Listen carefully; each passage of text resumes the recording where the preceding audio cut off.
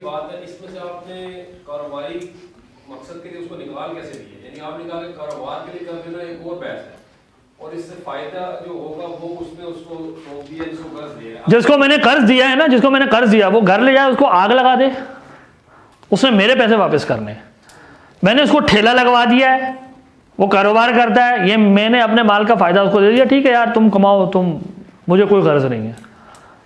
बस इसमें कोई मसला नहीं। मसला तब आएगा जब मैं पैसे दे के कहूं भाई ये जो तुमने कमाया ना मुझे दो, अब ये रिबल फजल हो गया। वो उस माल के साथ क्या करेगा, अब उसको देखना होगा कि वो उसको जायज तरीके से इस्तेमाल कर रहा है तो शरीयत कहेगी जायज है, नाजायज तरीके से करेगा शरीयत कहेगी नाजायज है। ये कि वो माल इस्तेमाल कैसे करेगा हमारी इस मुआहदे पे इसका कोई असर नहीं है, मैं ये कह रहा हूं। ठीक है, वाज़ेह बात। और कोई सवाल रह गया हो तो जी वहां से 2-3 सवाल ले लें जी। पीछे का क्वेश्चन जो आपने जब उसको डाइकोटमाइज किया तो आप जो हदीस वाला जो पोर्शन था उसको वो किसी तरह रिकंसाइल करते हैं, उसको बिल्कुल रिजेक्ट करते हैं, लेकिन उसमें वो मज़ा नहीं आता जो इसमें है। हाँ जी, एक और सवाल वहीं से आ रहा है। सर ये बता दीजिए कि ये जो 3 एक्सेप्शन बताइए आपने, ये क्या अलाफ के तहत है या बाकी मुकामी सब इसको इसी तरह देखते हैं। ठीक है, तो दूसरे के मुताबिक अलाफ के हाँ इंस्टॉलमेंट के ऊपर ज़्यादा प्राइस लेना जायज़ है, वो यहाँ है, तो उसको खोल लें, अगर आप कहेंगे तो उसको खोल लेंगे, इस डब्बे को भी खोल लेंगे। वो यहाँ है, मैं अभी यहाँ हूँ होमोजीनियस गुड्स में, अभी हम इस दुनिया में। सर मियाद कहने के तो हम करंट भी करते हैं कॉन्ट्रैक्ट में। मैंने आपसे कहा नहीं, वो आयत को गलत कोट करते हैं लोग। वो जो आयत है ना, जो अगर आप फुक़हा की किताबें पढ़ें, वो क्रेडिट सेल की बहस है असल में, वो क्रेडिट सेल का मसला है। अगर इला अजल मुसम्मा को आप इस तरह, मैं समझ रहा हूँ आप जो कहना चाह रहे हैं, कुरान की आयत है कि इज़ा तदायनतुम बिदैनिन इला अजल मुसम्मन फक्तुबू, कि जब तुम दैन का मामला करो एक वक्त मुअय्यन के लिए तो उसे लिखो। अब चूंकि जो लोग कुरान और हदीस की डाइकोटमाइजेशन करते हैं उनके नज़दीक कुरान वाला रिबा वो कर्ज वाला रिबा है, तो वो कहते हैं कि देखें आयत में साफ लिखा हुआ है कि जब तुम, अब वो दैन का ट्रांसलेशन क्या कर लेते हैं ऑटोमेटिकली कर्ज, यही गलत फहमी है। वो कहते हैं जब तुम कर्ज का मामला करो तो लिख लिया करो एक खास वक्त तक वाला कर्ज का जो मुआहिदा है। तो इसका तो मतलब है टाइम कॉन्ट्रैक्चुअलाइज हो सकता है।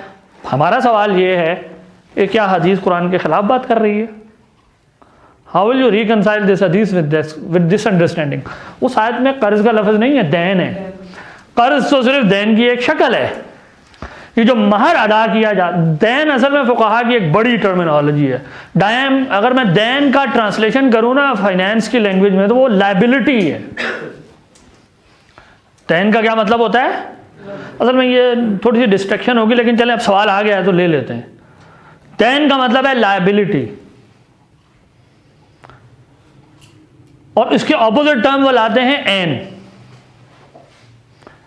ठीक है, प्राइस उनके सिस्टम में फिक़ा वो कहते हैं ये हमेशा दैन होता है। It is liability of the one who buys something. चले मैं और आसान करता हूं, यूं समझें कि दैन जरूरी नहीं है कि हमेशा डेफर्ड हो, स्पॉट पर भी होता है। जैसे मैंने किसी से आलू खरीदे ना, अभी आलू खरीदे, तो मेरे ऊपर उसकी कीमत अभी अगर मैं स्पॉट पे खरीदूं, अदा करना ये दैन है मेरे ऊपर, something I am liable to pay. जो महर अदा किया जाता है ना, महर, उसको भी वो कहते हैं ये दैन होता है, अगरचे मैं स्पॉट पे दे देता हूं। वो और बात है, मैं उसको डेफर भी कर सकता हूं। तो दैन कभी स्पॉट पर भी होता है, कभी क्रेडिट सेल का जो दैन है वो डेफर्ड होता है। जब मैंने किसी से दुकानदार से अंडे खरीदे और कहा मैं कीमत आपको महीने के आखिर में दूंगा या शुरू में दूंगा अगले महीने में, अब जो चीज मुझ पर लायब, जो मुझ पर वाजिबुल अदा थी कीमत, वो मैंने क्या कर ली? डेफर कर ली। देन डेफर हो गया, समझे? देन ऑटोमेटिकली डेफर के हम माना नहीं है। अब मैंने देन को डेफर कर लिया। कर्ज किसी को पैसे दिए, उसकी अदायगी शरीयत के मुताबिक 1 ग्राम सोने के बदले अभी ही होनी चाहिए थी, लेकिन हमने अंडरस्टैंडिंग कर ली कि यार महीने बाद, तो अब ये भी क्या हो गई, आप पर देन हो गई। जो चीज कर्ज की वापस करनी थी वो भी देन है। देन इसलिए नहीं है कि डेफर्ड है, ये फर्क समझिए। देन इसलिए नहीं है कि डेफर्ड है, देन इसलिए कि आप पर वाजिबुल अदा है। हाँ, आपने उस वाजिबुल अदायगी को डेफर कर लिया है, ठीक है ना। अब जरा इस अंडरस्टैंडिंग को जहन में रखें और आयत पढ़ें। इज़ा तदायनतुम बिदैनिन इला अजल मुसम्मा, जब तुम दैन का मामला करो वक्त मुअय्यन के लिए, तो ये कौन सा दैन मुराद हो सकता है हदीस में, आयत में? कर्ज वाला दैन मुराद ले सकते हैं आप आयत में? नहीं ले सकते। क्यों? क्योंकि वो तो हदीस के यदम भी यदिन की वायलेशन हो जाएगी। फिर तो मैं गोया ये कह रहा हूं कि हदीस में उल्टी बात आ रही है कुरान की आयत से।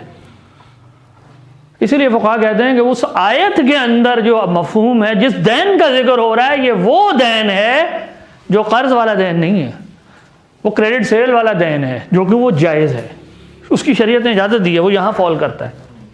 तो इस तरह से फुक़हा रीड करते हैं आयत को और हदीस को कि आयत में इला अजल मुसम्मा वाला दैन कर्ज वाला दैन नहीं है।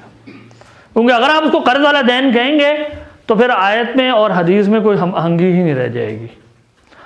ऐन मुमकिन है आप कहेंगे ये हमारे फुक़हा ने सही नहीं समझा हुआ, मैं आयत को और हदीस को किसी और तरह हम आहंग बनाऊंगा।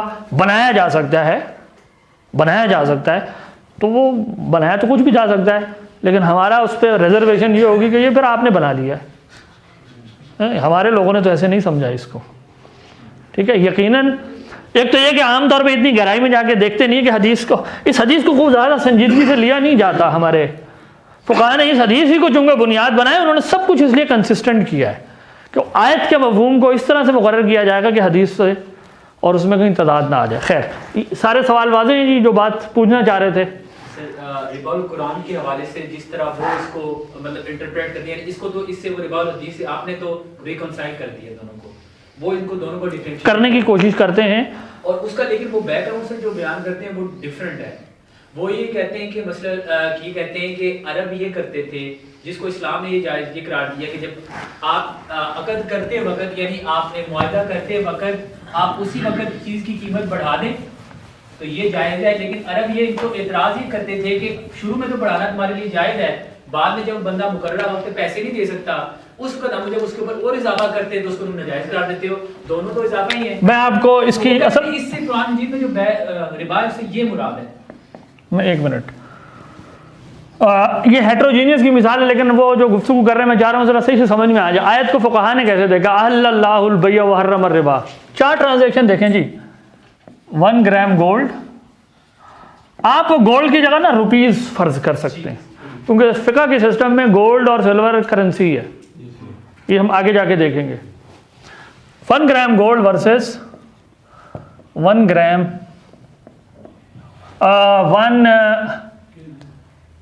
1 ग्राम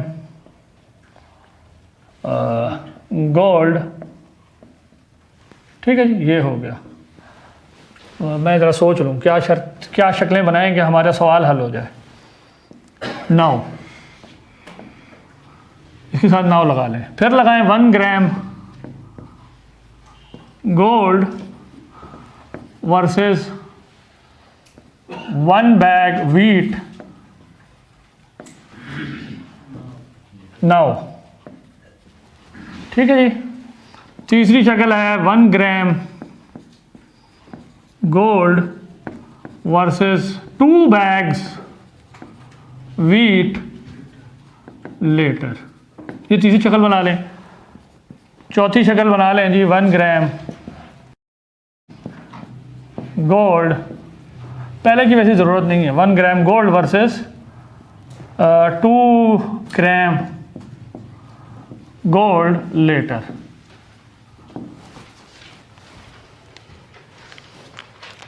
ये 4 शक्लें, इसमें कोई प्रॉब्लम नहीं है, सही है। असल में मैं इसको इसलिए अभी नहीं खोलना चाह रहा था क्योंकि इसमें हेट्रोजीनियस के अंदर फिर घुसना पड़ता है। ये भी जायज़ है, क्योंकि शरीयत ने कहा जब जिन्स बदल जाए ना फिर जो मर्जी रेट बनाओ, कोई मसला नहीं है। ये भी जायज़ है, मैं बताऊंगा क्यों। ये जायज़ है, ये क्रेडिट सेल है, ये क्रेडिट सेल है, ये रिबा है। अरब कहते थे यार ये क्या है, इन्नमल मिस्लु इन्नमल अहल्लल्लाहुल बैया व हर्रमर रिबा। ऑफिस से पीछे क्या कहते थे, इन्नमल बैयु मिस्लुर रिबा, इन्नमल बैयु मिस्लुर रिबा। अरे बात समझ में, credit sale is just like interest based loan, credit sale is just like interest based loans. Quran ने कहा नहीं, एक बै है, जिन्स बदल गई है, जिन्स बदल गई है। शरीयत ने ये कहा है, एक तरफ वीट है, एक तरफ गोल्ड है। फिर कुरान ने वो जो तबसरा किया है कि इसको एक कहने वाला ऐसा ही है जैसे कोई पागल है ना, वो उसका मफहूम यही है। वो आयत अगर किसी के ज़हन में वहल्लल्लाहुल बैया व हर्रमर रिबा, नहीं इन्नमल बैयु मिस्लुर रिबा यतखब्बतु, वो पूरी आयत जरा पीछे से पढ़े, मेरे जहन से भी उतर रही है कि ये जो इसको नहीं आप आगे चले गए। यक़ूमुल्लज़ी यतखब्बतुहु शैतानु मिनल मस, यानी कुरान कह रहा है कि इन दोनों को एक कहना गोया पागलों वाली बात है। अगर मैं उसको आम मफहूम में तर्जुमा कर दूँ ना तो यही है, only a fool person can say कि यार ये दोनों बराबर है। एक तरफ एक ही जैसी चीज़ है, हदीस ने बताया कि फ़र्क क्या है, यही मैं कहना चाह रहा हूँ। हदीस ने बताया कि मिसल नहीं है, ये फ़र्क है इनमें। रिबा और बै में क्या फ़र्क है, जिसको ये समझ नहीं पाए कि जब हमजिन्स चीज़ें हों तो फिर कुछ और रूल हैं, जब हेट्रोजीनियस हो जाएं तो रूल और हैं। इन लोगों ने हेट्रोजीनियस गुड्स के एक्सचेंज को क्यास कर लिया है असल में होमोजीनियस गुड्स के एक्सचेंज को। आयत में ये बात हो रही है। मेरे ख्याल से स्टिल एक इशू है अभी। जी जी, स्टिल इशू ये है कि हमने ये दोनों बैसेस इसी तरह पढ़ी हैं, वो नीचे वाले को वो भी इंटरेस्ट ही कहते हैं, लेकिन वो कहते हैं जो जिसको आप क्रेडिट सेल्स कर रहे हैं ना, वो कह रहे हैं वो क्रेडिट सेल थी, यानी मुराबहा, जिस तरह फर्स्ट टाइम हम कीमत इजाफा करके उसको एक टाइम के लिए दे देते हैं, वो कह रहे हैं बाद में जब वो उस टाइम पे नहीं दे सका उस टाइम वो इजाफा करते थे, वो हेट्रोजीनियस नहीं था। वो ठीक है, जी सर, सही है। इसका सूद के इजाफे से क्या जवाब है, यही तो सवाल है। नहीं सर, वो मसलन के वो मतलब हम होमोजीनियस, ये तो होमोजीनियस है ना नीचे वाला, ये तो क्लियर है। मैं समझ गया हूँ आपकी बात को। आप ये कह रहे हैं कि जिनका ये इस्तदलाल है वो ये कहते हैं कि जी चूंकि यहाँ पर ये इस तरह है, मजीद इजाफा नहीं कर सकते, तो रशीद रज़ा साहब कहते हैं यहाँ पर भी यही कर लो। मैं यही कह रहा हूँ ना कि यही तो कुरान कह रहा है कि ये दोनों एक जैसे नहीं हैं, ये दोनों एक जैसे नहीं हैं। अगर आप कर्ज वाले इला अजल मुसम्मा को पढ़ना शुरू करेंगे तो वो हदीस की इस मफहूम के साथ कंसिस्टेंट ही नहीं बनता। अगर मैं कहूँ कि वो यानी उनके आर्गुमेंट में वो है, यानी कहते ना कि एक झोल है, पूरी तरह से रिकनसाइल नहीं हो पाते। इला अजल मुसम्मा में अगर कर्ज भी डाल दूंगा ना, वो जो आयत है, तो फिर इस हदीस के साथ उसको रिकनसाइल करना आसान नहीं रहेगा मेरे लिए। सर एक केस सिनेरियो आपके सामने रखूं सर, इसी को अपनी चीज को, मसलन मैं बैग लेता हूँ गोल्ड के बदले में, और गोल्ड में उसे कहता हूँ कि मैं वक्त के बाद अजल एक मुकर्रर कर देता हूँ कि 1 साल बाद मैं आपको पैसे दूंगा, चीज़ अभी ले ली, गैर जिन्स है लेकिन मैंने एक अजल मुकर्रर कर ली है। अब जब वो 1 साल गुजर जाता है तो मैं पैसे नहीं अदा कर पाता, तो जिस तरह हमने इसको पढ़ा, सर ने बताया कि अब जो मुशरिकीन उसके ऊपर इजाफा मांगते थे ना, वो है रिबा जिसको कुरान ने मना किया। मैं यही अर्ज कर रहा हूँ कि ये रिबा जो है ना, यही फ़र्क है दोनों के फहम में कि कुरान ने सिर्फ उस रिबा को मना नहीं किया, कुरान ने सारे रिबा को मना किया है जो होमोजीनियस साइड पर पड़ा हुआ है, और जो ये जिसको आप कह रहे हैं ना कुरान वाला रिबा, या आप हेट्रोजीनियस वाला डब्बा अगर आप कहेंगे कि मैं अगली चीज में इंशाल्लाह खोल के दिखा दूंगा, उसके अंदर वो रिबा आ जाएगा। तो अलग से एक छोटे से डब्बे को निकाल के ही सिर्फ कुरान की तरफ क्यों ले जाना चाह रहे हैं आप? तीसरी condition one back 1 gram gold और 2 जो आपने हदीस 6 चीजों की बताई थी उसमें जो कंडीशन थी कि जो हेटेरोजेनियस चीजें हो जाए तो ऑन स्पॉट होनी चाहिए। हाँ, इंटरेस्टिंग सवाल है। क्रेडिट सेल जायज़ नहीं होना चाहिए। किस तरह इसको हाँ, सही सवाल है, जायज़ सवाल है इनका। सवाल मैं एक्सप्लेन करता हूँ, अभी वक्त हमारे पास ख़त्म हो रहा है, लेकिन ये हेटेरोजीनियस के डब्बे की तरफ है। असल में सवाल उनका जायज़ ये है, हदीस में क्या है कि जब जिन्स बदलेगी तो फिर क्या करना है,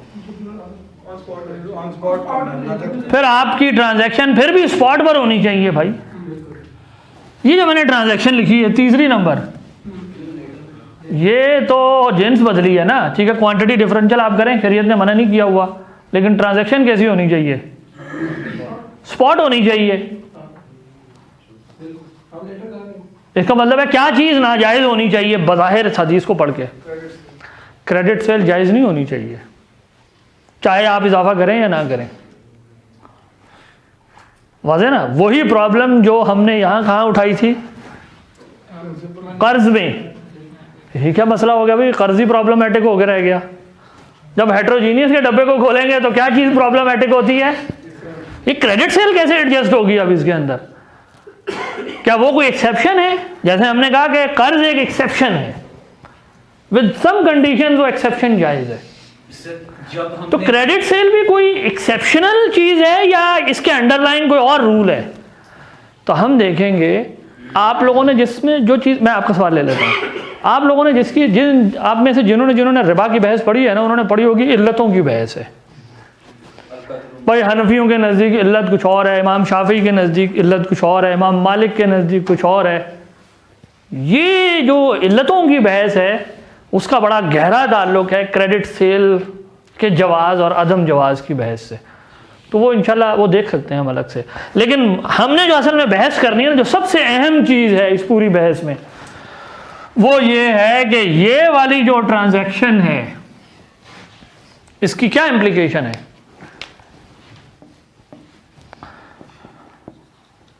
क्रेडिट क्रिएशन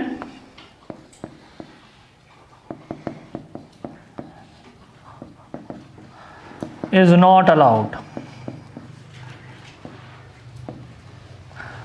एक ऐसा सिस्टम जो किस उसूल पर खड़ा हो, क्रेडिट क्रिएशन, कर्ज की तख्लीक पर, वो जायज़ नहीं है। ये आज की बहस का वो पहला प्रेमिस था जो हमें चाहिए था। हमने कहा ना 2 प्रेमिस हैं। तो आज की बहस में जो सबसे मोस्ट इंपॉर्टेंट चीज़ जिस पर हम कंक्लूड करना चाहेंगे वो ये है कि दिस एनालिसिस टेल्स अस कि credit creation can not be allowed. अब दूसरा मुकदमा क्या देखने का है कि करेंसी क्रिएशन का ये जो निज़ाम है वो कैसे चलता है और क्या उसमें क्रेडिट क्रिएशन है या नहीं। अगर हम ये दिखाने में कामयाब हो जाएं या हमें ये मालूम हो, तो कामयाब होने से मुराद कोई हो सकता है हम ज़बरदस्ती करेंगे, लेकिन फ़र्ज़ करें अगर हम ये मालूम हो तो उसके अंदर भी क्या है, क्रेडिट क्रिएशन का निज़ाम है। मॉनेटरी सिस्टम जिस तरह से चलता है तो क्रेडिट क्रिएशन का निज़ाम है। तो इसका फिर नतीजा क्या निकलेगा, ये जो आपका मॉनेटरी सिस्टम है ना इटसेल्फ, जो बैंकिंग सिस्टम के पीछे फंक्शनल है, ये है ही रिबा। अब उस रिबा के सिस्टम के अंदर मैं मुशारकत और मुदारबत की जो बहस कर रहा हूँ ये तो सेकेंडरी रह जाएगी। This is the line of argument we want to pursue. तो पहला हमारे पास आ गया प्रेमिस, दूसरे पे इंशाल्लाह फिर बाद में अगर दिलचस्पी का सामान होगा तो या ज़रूरत हुई तो वो फिर राइट जो हमारे पास एक और डब्बा है ना हेटेरोजीनियस वाला, उसको खोला जा सकता है, लेकिन वो मुझे चाहिए नहीं जो सर। लेकिन ये credit creation is not allowed. हाँ ठीक है, यही वो चीज़ है जो कुरान का रिबा और हदीस के रिबा से वाज़ेह नहीं होती। सर जो लेफ्ट साइड की थर्ड कंडीशन ये भी डिस्क्वालीफाई कर देती है। कौन सी? लेफ्ट साइड की थर्ड कंडीशन नंबर 3। ये जायज़ है ना भाई। देखें जिन्स बदल गई, वो सवाल जहन में रहता है कि जिन्स बदले फिर भी स्पॉट पर तो होना चाहिए। मैंने कहा कि उसके लिए फिर कुछ और मेहनत करनी पड़ेगी।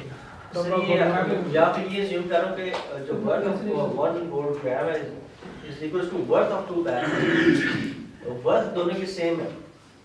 आई मीन ठीक है, कमोडिटी डिफरेंट है लेकिन वर्थ सेम है। गोल्ड ही वर्थ मेजर करने का यूनिट है अभी सिस्टम में मेरे, गोल्ड ही को आप करेंसी फर्ज करें। चाहे वो मैं आप समझ रहा हूँ, आप गोल्ड की जगह रुपया रखना चाहते हैं और फिर गोल्ड को रुपए में मेजर करना चाहते हैं, वर्थ। आप कह रहे हैं कितने रुपए का गोल्ड, कितने रुपए की गंदम। मैं कह रहा हूँ अभी मैं कमोडिटी मनी में एग्जिस्ट करता हूँ। वैसे अगर आप चाहते हैं थोड़ा सा वक्त दें तो मैं मुख्तसरन वो डब्बा खोल सकता हूँ, अगर कहते हैं तो खोल लेते हैं सर ताकि परेशानी खत्म हो। सर तफसील में कभी आज होमोजेनियस किया है तो नेक्स्ट में सर तफसील में एज यू विश। अगर आप कहते हैं तो हम मुख्तसरन वो डब्बा खोल लेते हैं, लेकिन वो डब्बा खोलने में थोड़ी सी मतलब दो सिस्टम्स अलग तरह काम करते हैं।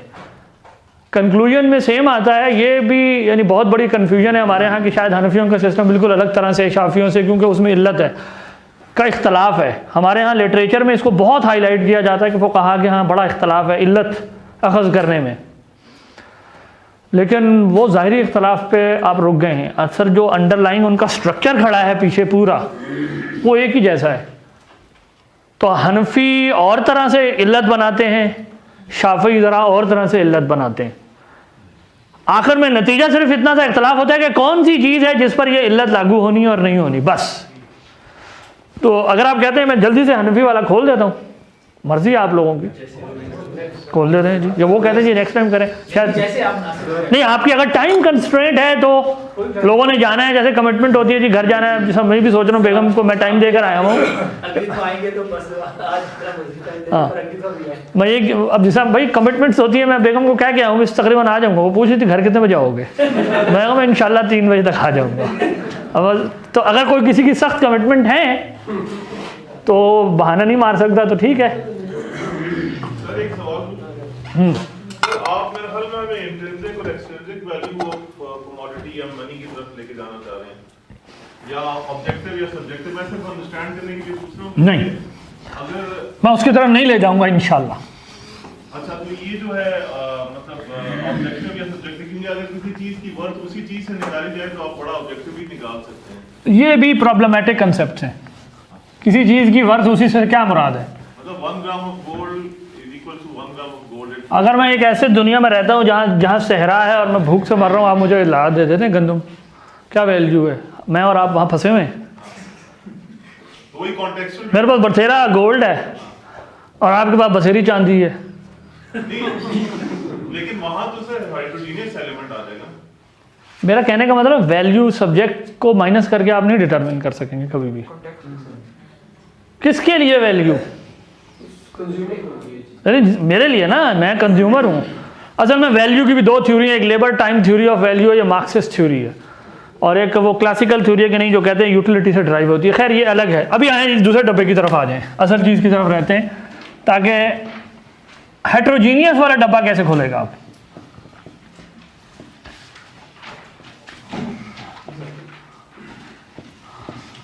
Heterogeneous goods. अब जब अहनाफ का फिलहाल मैं आपके लिए डब्बा खोलता हूँ। अहनाफ कहते हैं कि जब हमने मुख्तलिफ हदीसों पर गौर किया तो हमें मालूम हुआ कि शारे ने क्रेडिट सेल की इजाज़त दी हुई है। ठीक है, साफ हदीसों में मौजूद है, तो क्रेडिट सेल तो जायज़ है। फिर हमें मालूम हुआ कि शारे ने बाज़ मकामात पर जब ये मुमानियत ज़िक्र की, कई हदीसों में आया है, अगर आप सारी हदीसें करें तो उसमें नज़र आता है कि रसूलुल्लाह सल्लल्लाहु अलैहि वसल्लम वज़नन और कैल वाले को अलग अलग करते हैं। ठीक है, तो हनफियों ने कहा कि असल में इसके पीछे 2 इल्लतें हैं,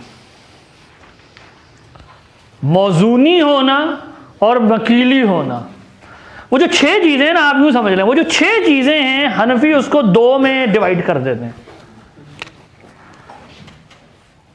एक तरफ वो रखते हैं मौजूनी,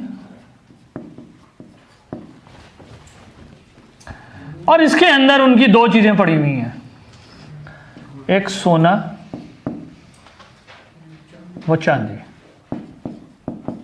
वो कहते हैं ये जो 6 चीज़ों में 2 है ना, क्योंकि कई हदीसों में इसी तरह जिक्र आया कि जब तुम वरका के बदले सोना ज़हाब का ट्रांजैक्शन करो तो वज़न के हिसाब से बराबर करो।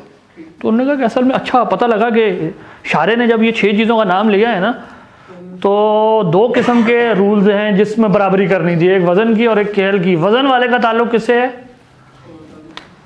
और कैल वाले का ताल्लुक किससे है? जो चार हैं, बाकी दीगर चार। तो अब मेरे पास दो ग्रुप्स बन गए। हेट्रोजीनियस गुड्स के अंदर दो डब्बे बन गए, दो कैटेगरीज आ गई, वजनी वाली चीजें और वॉल्यूम वाली चीजें। ठीक, तो इसका मतलब है अब मैं फिर चार तरह की ट्रांजैक्शन सोच सकता हूं। वजन वाले के बदले वजन वाली अभी, वजन वाले के बदले वजन वाली बाद में, कैल वाले के बदले कैल वाली अभी बाद में, और वजन वाले के बदले कैल वाली अभी, वजन वाले के बदले कैल वाली। 6 सूरतें बनेंगी। ठीक है, तो 6 पॉसिबल कॉम्बिनेशंस। इसमें करेंसी कहाँ पे आएगी? ना तो उसका वजन होता है ना तो वॉल्यूम होता है। हाँ, बहुत इंटरेस्टिंग सवाल है ये। दिस इज लेजिटिमेट क्वेश्चन, क्योंकि जो मॉडर्न करेंसी है वो तो वजन वाली नहीं है। हनफी कैसे एडजस्ट करेंगे? ये सिर्फ हनफियों को मुसीबत नहीं पेश आने वाली, शाफियों को भी आएगी, मैं बताऊंगा कैसे। अच्छा जी, अब आ जाएं 6 पॉसिबल केसेस। पहला कि 1 मिसाल ले लेते हैं, क्योंकि सोना है ना, 1 ग्राम गोल्ड वर्सेस अब मैंने मौजूनी जो हेट्रोजीनियस है, रिमेंबर केस अब हेट्रोजीनियस का है। 6 पॉसिबल कॉम्बिनेशन ऑफ हेट्रोजीनियस, ये नोन है, अब होमोजीनियस का केस नहीं है। 1 gram gold of 1 gram gold versus any quantity 5 gram silver, ये पहला केस हो सकता है। नाउ दूसरा इसी का बनेगा 1 ग्राम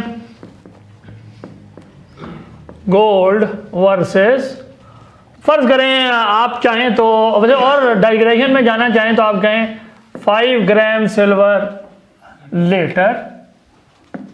इसी की एक और 2A कह लें और इसको 2B कह लें। असल में मैं कुछ थोड़ा सा मिनिमाइज करना चाहता हूं, वरना अलग से फिर एक कैटेगरी बनाई जा सकती थी।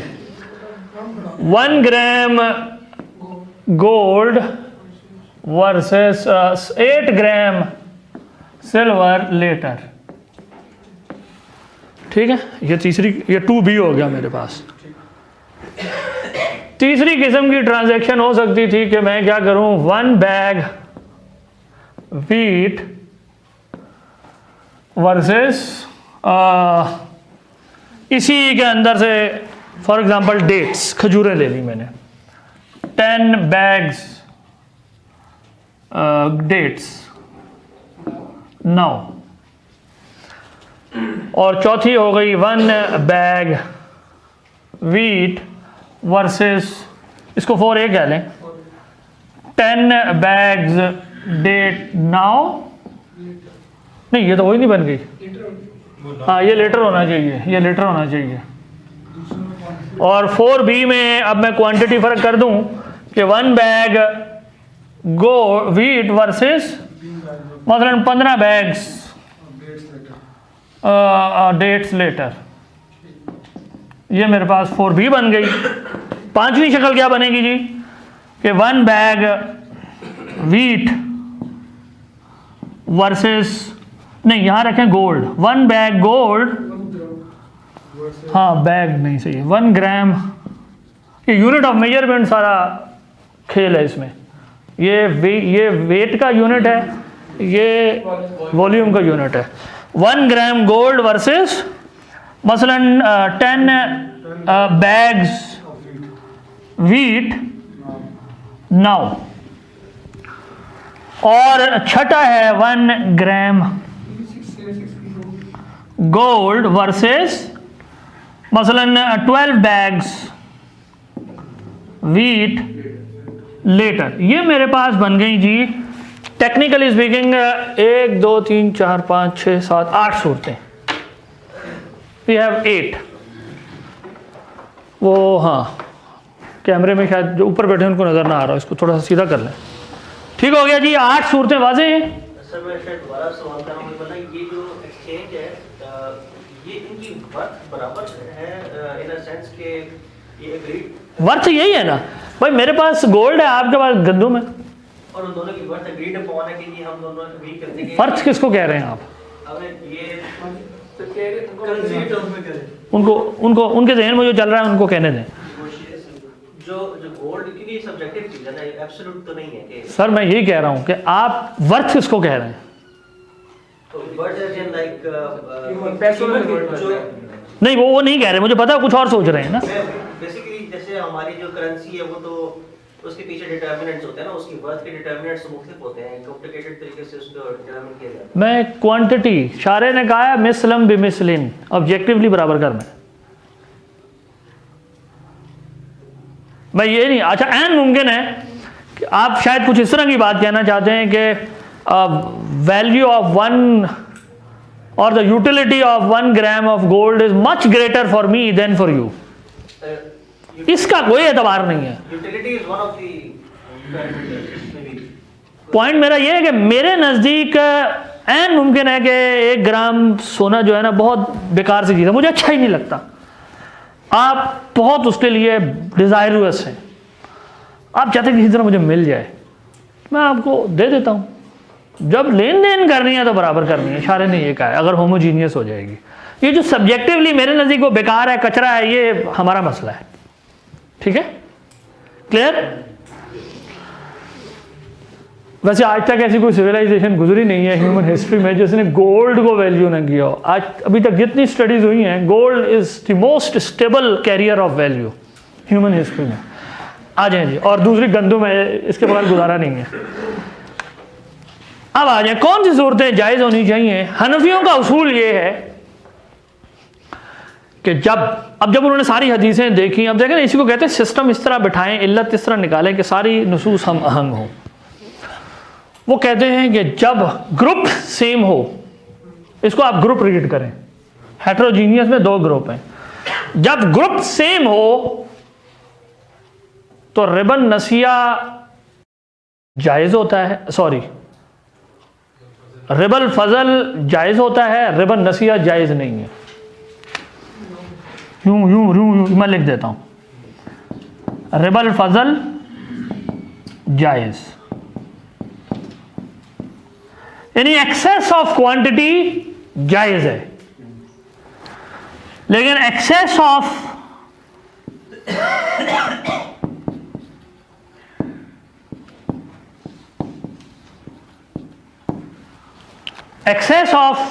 डेफरमेंट ये जायज़ नहीं है।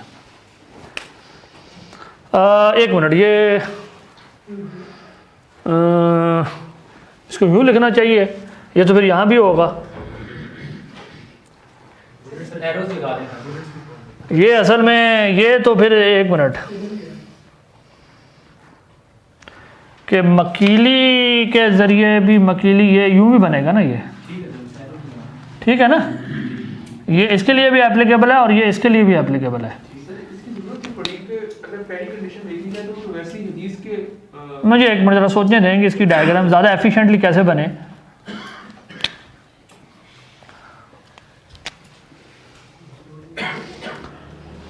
मैं चाह रहा हूँ डायग्राम ना वो बने जो रीड में आसानी हो।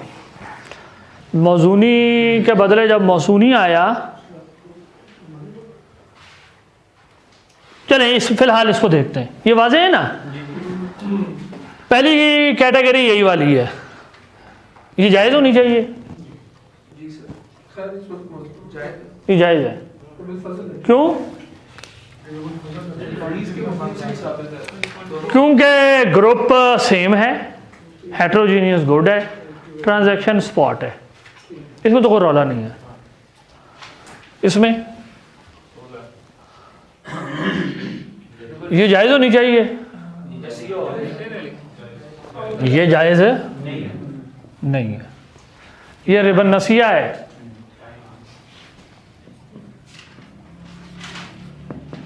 ये रिबन नसिया है।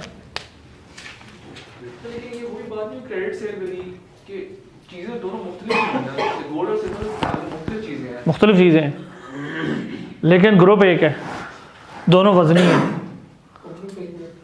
दोनों का ग्रुप एक है। तो शारे ने वो जो फरमाया ना कि जब चीज़ें बदलें तो तुम क्वांटिटी डिफरेंशियल कर सकते हो, लेकिन स्पॉट पे करना है। गोया हनफी क्या कह रहे हैं, ये स्पॉट पर करने वाली शर्त। अब पहले सबका एनालिसिस कर लेते हैं, फिर ले लेते हैं सवाल। ये वाला जायज़ होना चाहिए, कतन नहीं होना चाहिए, ये कतन नहीं होना चाहिए जायज़ हनफी सिस्टम के मुताबिक। ये जायज़ होना चाहिए, ये जायज़ है। ये होना चाहिए, बज़ाहिर ये भी नहीं होना चाहिए, ये भी नहीं होना चाहिए। ये जायज़ होना चाहिए, ये जायज़ होना चाहिए। क्यों? अभी हो रहा है। क्योंकि जिन्स बदल गई तो क्वांटिटी डिफरेंशियल जायज़ है, और ग्रुप बदल गया तो क्या जायज़ हो जाएगा? नसीया भी जायज़ होगा। ठीक है, अब आप यूँ समझें, हनफियों ने 3 स्टेप लेयर बनाई है। पहली कंडीशन जिसको देख रहे हैं वो क्या है कि जिन सेम है, जिन सेम है तो रिबल फजल भी एप्लीकेबल है और रिबन नसिया भी एप्लीकेबल है। ठीक है ना? यानी आप यूँ सोचें, अगर मैं इसको आपको टेबल की सूरत में आपको समझाऊं कि यूँ समझे ना कि होमोजीनियस और हेट्रोजीनियस, ठीक है, यानी होमोजीनियस वर्सेस होमोजीनियस और हेट्रोजीनियस वर्सेस हेट्रोजीनियस।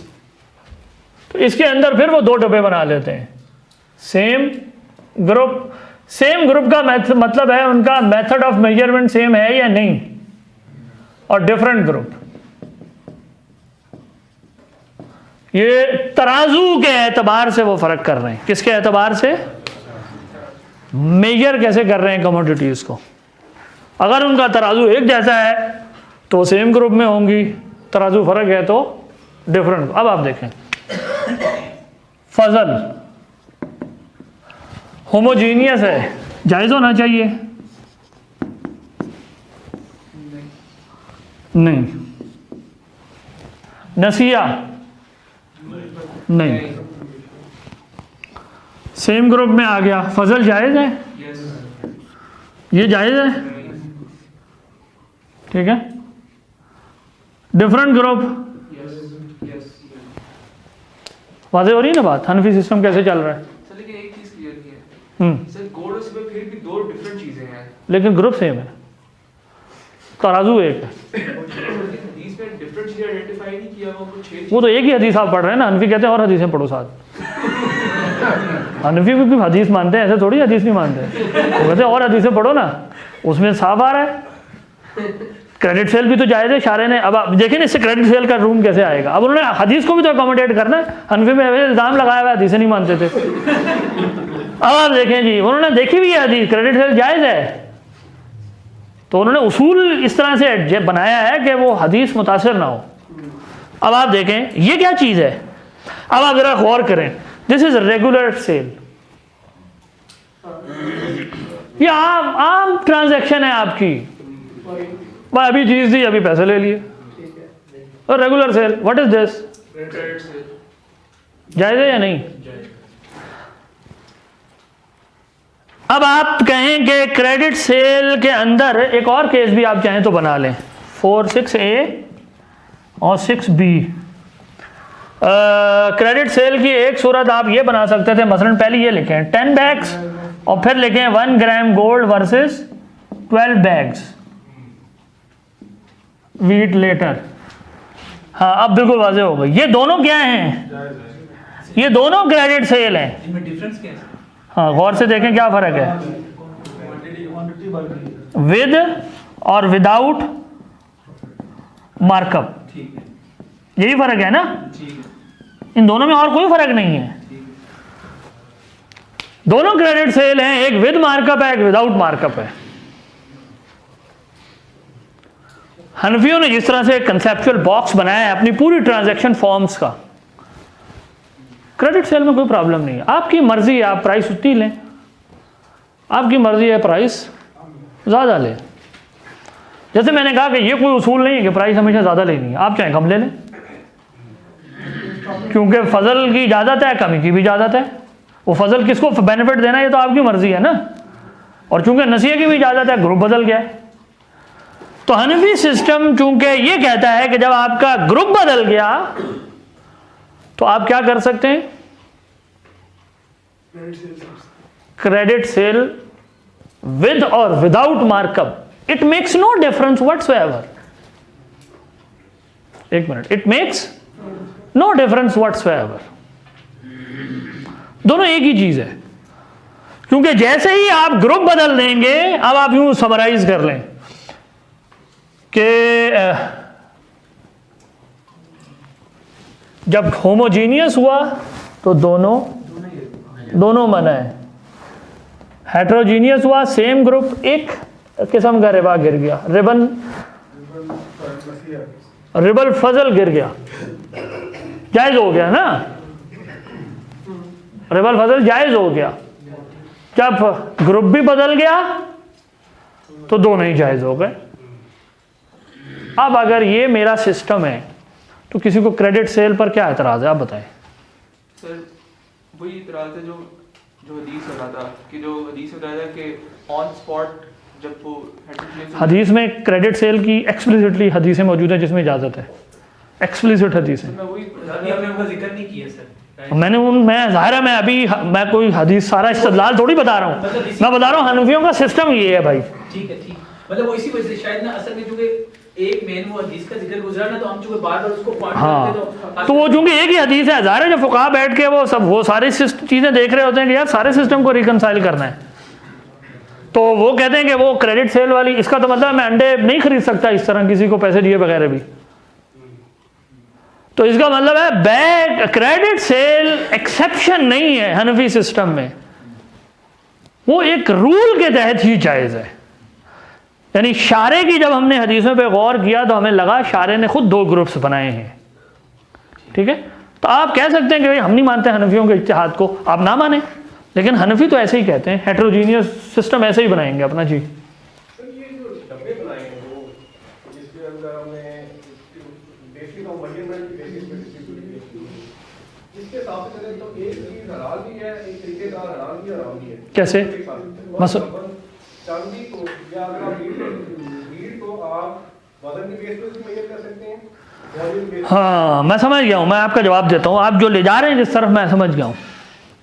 सवाल ये है कि ये भी तो मुमकिन है कि अक्रॉस सोसाइटीज़ चीज़ों की मेथड ऑफ मेजरमेंट क्या हो, बदल जाए विदिन, ये तो कन्वेंशन है ना, इसका क्या हल है? फुकाहा ने इसका जवाब दिया हुआ है, इसके दो ही जवाब मुमकिन है। हनफी ये कहते हैं कि जो चीज़ रसूलुल्लाह सल्लल्लाहु अलैहि वसल्लम के दौर में जैसी थी ना वो वैसी ही मानी जाएगी, आप चाहे दुनिया के किसी कोने पे चले जाएं। इसको कहते हैं ना, वो उसको अमर ताबूदी के तौर पे लेते हैं। हनफियों के बारे में कहते हैं हदीस को नहीं मानते, देखो वो यहाँ इतने लिटरलिस्ट हैं। यानी जो चार चीज़ें आप सल्लल्लाहु अलैहि वसल्लम के ज़माने में मकीली थी वो हमेशा मकीली रहेंगी, वो चीज़ें जो आपके दौर में वज़नी थी वो हमेशा वज़नी ही मानी जाएंगी। बाकियों के बारे में आप तय कर लें, जहाँ पर जो चीज़ जैसी है उसको उसके ऊपर वो उसूल लागू करें, ठीक। हनफियों में से इमाम मोहम्मद का ये कौल है कि वो कहते हैं नहीं, ये कन्वेंशन पे डिटरमिन किया जाएगा, once you fix the convention then apply the rule. असल में ये सवाल इतना प्रॉब्लमेटिक है नहीं। हनफी इस पूरी क्लासिफिकेशन के जरिए असल में दो किस्म की कमोडिटीज़ को अलग करते हैं। एक वो है जो उनके लिए समन है और वो सिर्फ गोल्ड और सिल्वर है। करेंसी की तरफ बहस को चलाने के लिए यहाँ से हम आगाज़ करेंगे। करेंसी, हनफियों के सिस्टम में गोल्ड और सिल्वर हमेशा क्या होता है? ये समन है, ये दैन है, ये हमेशा करेंसी है। और बाकी सारी चीज़ें वो एन है। दैन के ऑपोजिट जो टर्मिनोलॉजी लाते हैं वो है एन, वो अदर देन करेंसी। यूँ समझ लें हनफी वर्ल्ड के अंदर एक चीज़ या करेंसी होगी या करेंसी नहीं होगी। अभी हमारे ज़माने की जो रुपए डॉलर है इसको निकाल दें, हनफी कह रहे हैं कि भाई या कोई चीज़ करेंसी होगी, जब वो करेंसी होगी तो वो एक ग्रुप बन जाएगा। सर ये जो मौजूदा एक मुझे भाई एक्सप्लेनेशन देना है। और वो चीज़ जो करेंसी नहीं होगी वो दूसरा ग्रुप बनाएगा। असल में हनफी ये कहते हैं चार तरह की ट्रांजैक्शन है। अब एन के बदले एन, एन के बदले देन, देन के बदले एन और देन के बदले देन। Currency versus currency, currency versus, और रिवर्स ऑर्डर में फिर 4 2, ये 4 बनाते हैं, ये 4 का ग्रिड बनता है। हाईलाइट करना असल में उनका मकसद ये है कि जब आप करेंसी एक्सचेंज करते हैं ना, असल इंप्लीकेशन क्या है ये समझने की जरूरत है। ये अभी मैं ऐसे ये पासिंग में एक बात कह रहा हूं क्योंकि आपके जहन में जो चल रहा है मैं उसको जवाब देना चाह रहा हूं। असल में ये आप देखें, ये करेंसी का सौदा है। किसका सौदा है? हनफी सिस्टम में किसका सौदा है? करेंसी का। ये भी करेंसी का, ये भी। तो हनफी सिस्टम क्या बता रहा है कि करेंसी के बदले अगर आ गई ना करेंसी, तो आप क्या कर सकते हैं और क्या नहीं कर सकते? स्पॉट कर सकते हैं। स्पॉट पे तो ट्रांजैक्शन कर सकते हो, रुपए का ट्रांजैक्शन डॉलर से स्पॉट पे तो जायज है, डेफर्ड जायज। करेंसी स्वाप्स जायज नहीं है। अरे बात समझ में? असल बात ये है जो हनफी कहते हैं, और ये मैं नहीं कह रहा, ये बेउसरफ की आप किताबें पढ़ लें, हनफियों की किताबों में बेउसरफ के अहकाम आते हैं, ये सारे रूल बेउसरफ के। ये कहते हैं ये गैर बेउसरफ है, आम बै। एक तरफ करेंसी होती है और दूसरी तरफ कमोडिटी, या कमोडिटी के बदले कमोडिटी। और फिर उस बहस में जाते हैं कि जब कमोडिटी के बदले कमोडिटी आ गई, अब क्या किसी चीज को करेंसी बनाएंगे? वो कहते हैं गोल्ड और सिल्वर तो भाई है ही करेंसी, खत्म। There is no discussion of जी मैं कहूँ कि हम गोल्ड को कमोडिटी ट्रीट करना शुरू करें। वो कहते हैं तो बाय डिफॉल्ट करेंसी है। हाँ, अब अगर एक तरफ गंदुम है और दूसरी तरफ क्या आ गया? खजूरें आ गई, बार्टर एक्सचेंज जिसको आप कहते हैं। अब क्या करें? तो वो कहते हैं अब लोग अपनी मर्जी से जिस चीज को अगर बनाना चाहें ना करेंसी तो बना लें, लेकिन जिस चीज को एक दफा आपने करेंसी बना लिया फिर उसके ऊपर अहकामात करेंसी वाले ही लगेंगे। If you have fixed identity कि हमारी इकोनॉमी में हमेशा वीट करेंसी ट्रीट होगी, तो वो कहेंगे कि फिर जिस तरह करेंसी के बदले करेंसी का रूल लगेगा वो यहां पर भी लग जाएगा। लेकिन वहां आपको शरीयत ने पाबंद नहीं किया हुआ, वो उर्फ है, वो कन्वेंशन है। लेकिन जैसे ही आप गोल्ड और सिल्वर पे आएंगे बस फिक्स हो गए। इसकी यूं समझ लें कि फुकाहा के सिस्टम में गोल्ड और silver fixed by default currency है। बाकी चीजों में से किसी चीज को आप करेंसी अपनी कन्वेंशन पे बना सकते हैं। तो असल जो चीज आइडेंटिफाई करने की जरूरत है, जिस पर जरूरत तब हम पड़ती है जब मुझे इस मॉडल को लिंक करना है किसके साथ? करेंसी मॉडल के साथ, कि जो रुपए डॉलरों की क्या हैसियत है। ठीक है, तो वो कोई इतना बड़ा सवाल है नहीं कि एक ही चीज एक ही तरह नहीं, वो इतना लूज बॉल नहीं खेली फुकाहा ने, उनको सारी यानी इन चीजों का पता था। और कोई सवाल इस हवाले से पैदा हो रहा है। तो अब आप देखें कि क्रेडिट सेल जायज है। अब मैं आपको मुख्तसरन इमाम शाफी की कैटेगरी दिखाता हूँ, वो डब्बे कैसे बनाते हैं ताकि वो भी वाज़ेह हो जाए। इमाम शाफी भी 2 डब्बे बनाते हैं। इमाम शाफी भी 2 डब्बे बनाते हैं हेट्रोजीनियस के नीचे।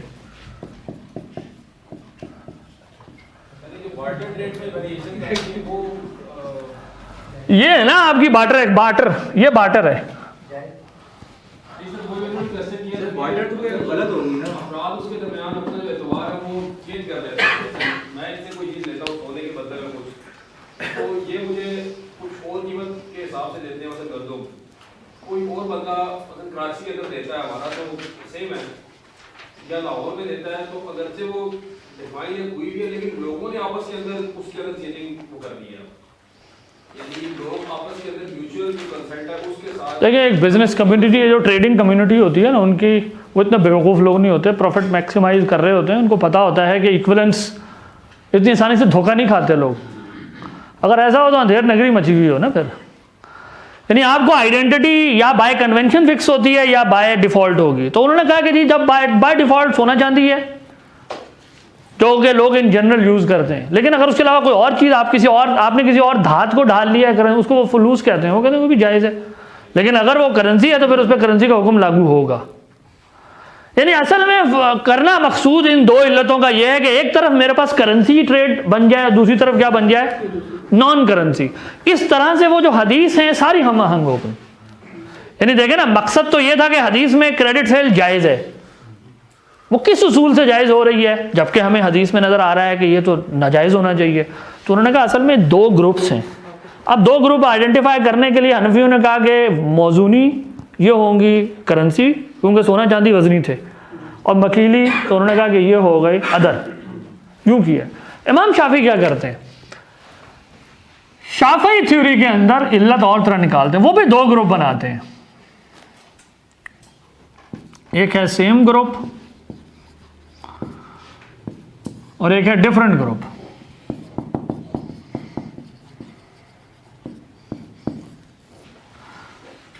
सेम ग्रुप से मुराद उनकी होती है, हाँ जी, किसी को याद है शाफियों की इल्लत क्या है?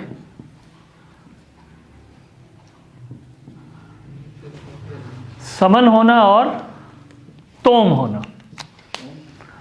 इमाम शाफी फरमाते हैं कि सोना और चांदी का जिक्र शारे ने इसलिए किया है क्योंकि वो करेंसी है, समन है, सही है। और बाकी चार चीज़ों का जिक्र इसलिए हुआ है कि उन सब में कॉमन डिनोमिनेटर क्या है, वो खाने की चीज़ें हैं। बाकी चार चीज़ों में कॉमन चीज़ क्या है कि वो उन सब में कॉमन डिनोमिनेटर। देखिए इल्लत एक वस्फ़ मुश्तरक होता है जिसकी बुनियाद पर आप हुक्म अखज़ करते हैं। तो इमाम शाफी फरमाते हैं कि ये वज़न वाली होना और कैल वाली होना ये नहीं है, ये तो शर्त है, ये तो आपने हर ट्रांजैक्शन में इसका ख्याल करना है। वो कहते हैं इल्लत इसके ओवर एंड अबव होगी, और वो इल्लत ये है कि खाने वाली हो और या करेंसी हो। सोना और चांदी का जिक्र इसलिए किया गया क्योंकि वो करेंसी है, और बाकी चार का जिक्र इसलिए किया गया क्योंकि करेंसी वाली बात दोनों की कॉमन है, दूसरी तरह एक्सप्लेन कर। हनफी करेंसी का नाम नहीं लेते, वो वजन और कैल कहते हैं। वो और बात है कि इवेंचुअली वजन वाली वॉल्यूम, अच्छा वॉल्यूम, ठीक है। और ये कह रहे हैं खाने वाली है। इमाम शाफी इल्लत को वजन और कैल के एतबार से नहीं ड्राइव कर रहे, बल्कि वो ड्राइव कर रहे हैं इन टर्म्स ऑफ फंक्शन। अभी मैं एक टेबल बना के दिखाता हूँ, ठीक है। सेम ग्रुप का मतलब है कि वो चीज कैसी हो, करेंसी वर्सेस करेंसी, या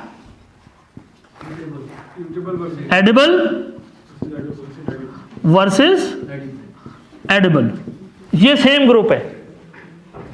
और अक्रॉस ग्रुप क्या होगा, करेंसी वर्सेस एडिबल्स। ये इमाम शाफी की क्लासिफिकेशन है। दो ग्रुप, उनके पेश नज़र भी हदीसें हैं, इजमा है। अगर आप रिसाला देखें तो उसमें इसी तरह इस्तदलाल करते हैं, जहाँ आपने क्यास की बहस में ये बहस किया ना कि रिबा की इल्लत की, हनफियों से बहस करते हैं वहाँ। वो कहते हैं यार मैंने तो ये देखा है कि इस तरह की बहुत सारी ट्रांजैक्शन है जिसको इजमा में मैंने देखा सब जायज़ कहते हैं, तो तुम्हारी इल्लत तो दुरुस्त ही नहीं है, ठीक है ना। यानी जाहिर है आप वो इख्तलाफ करेंगे तो अपने लेवल पर करेंगे। तो वो कहते हैं कि करेंसी वर्सेस एडिबल ये दूसरा ग्रुप है, करेंसी वर्सेस करेंसी, और एडिबल वर्सेस एडिबल ये एक ग्रुप बनता है। आगे की कहानी वैसे ही है, बहुत सारी आप ट्रांजैक्शन लिख सकते हैं। मुझे ये मुकम्मल करने दें, फिर जो सवाल होंगे क्यूमुलेटिवली ले लेंगे। अब आप देखें इमाम शाफी किस तरह से, उनकी अगर मैं क्लासिफिकेशन बनाऊं किस तरह ट्रांजैक्शन लिखी जाएंगी। करेंसी के वर्सेस, अगर करेंसी आ गई यानी हेट्रोजीनियस में गोल्ड के वर्सेस सिल्वर आ गया, वो कहते हैं जब ये सूरत हाल बन जाए ना, तो इस सूरत में, वैसे वो उनके नीचे भी बना सकता था मैं, रिबन नसिया ये नाजायज़ है, और रिबल फजल जायज़ है। यहां आप कहते हैं जायज़, दोनों जायज़। चले मैं यूं लिख देता हूं, दोनों जायज़, वक्त बचा लेते हैं, दोनों जायज़। नहीं, कोई सिंप्लीफाई नहीं हुआ, सिर्फ ग्रुप बनाने का तरीका फ़र्क हुआ है। आप ग्रुप कैसे बना रहे हैं ये फ़र्क है। नहीं मैं कह रहा हूं सर कि मतलब समझने में दोनों बात एक ही बन गई ना। एक ही बात, यही वो बात है जो लोगों को नहीं समझ में आती। तो बहस किस चीज़ की है दोनों में? नहीं, इल्लत किस, अभी मैं बताता हूँ फ़र्क कहाँ है, चलें ये भी देख लेते हैं। पहले ये समझें इमाम शाफी क्या कहेंगे कि जब भाई सोने के बदला सोना आया तो ये तो होमोजीनियस का केस है, ये तो हम डिस्कस कर चुके हैं। लेकिन जब वहाँ, अब आप ये है असल चीज़, ये है असल $1 मिलियन बात। होमोजीनियस के केस में किसी को भी उठा लें, कोई इख्तलाफ नहीं है, दोनों अराउंड सब ने हदीस को उसी तरह समझा है। कर्ज का मामला सब ने उसी तरह देखा है। ये बात आ रही है ना वाज़ेह? इधर आ जाए। इमाम शाफी कहेंगे कि भाई गोल्ड के बदले सिल्वर आया, कहेंगे क्वांटिटी का इजाफा करते हो, जायज़ है। डेफर भी करोगे वो कहेंगे ये नहीं जायज़। इसका मतलब है कि करेंसी स्वाप्स इमाम शाफी के लिए भी जायज़ नहीं है, हनफ शाफी सिस्टम में भी जायज़ नहीं है। ठीक है, ग्रुप बदल दिया, वो कहेंगे दोनों जायज़ है। क्रेडिट सेल जैसे हनफियों के लिए जायज़ है, इमाम शाफी के सिस्टम में भी जायज़ है, विद और without markup, there is no difference. अगर कोई शाफी सिस्टम को सही समझता है तो वो कभी इख्तलाफ नहीं करेगा। क्रेडिट सेल के नाजायज़ होने में किसी फ़क़ी का कोई इख्तलाफ, सॉरी जायज़ होने में किसी का कोई इख्तलाफ नहीं है।